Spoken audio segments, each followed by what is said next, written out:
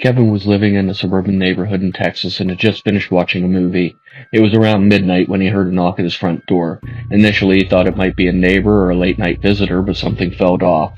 When he opened the door, he was met by two children, a boy and a girl, standing on his porch. They looked to be around 10 or 11 years old and were dressed in old-fashioned clothing that seemed out of place. What struck him most were their eyes.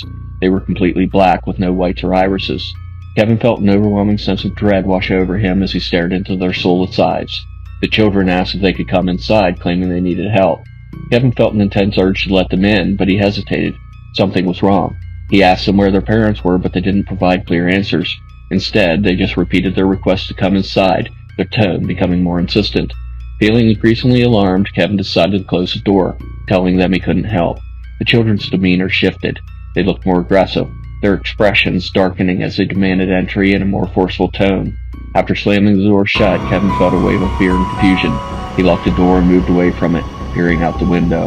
To his astonishment, the children were still standing there, staring directly at him with those black eyes. After a few moments, they turned and walked away, disappearing into the night. In the days following the encounter, Kevin experienced a sense of paranoia and unease. He reported nightmares and felt as though he was being watched.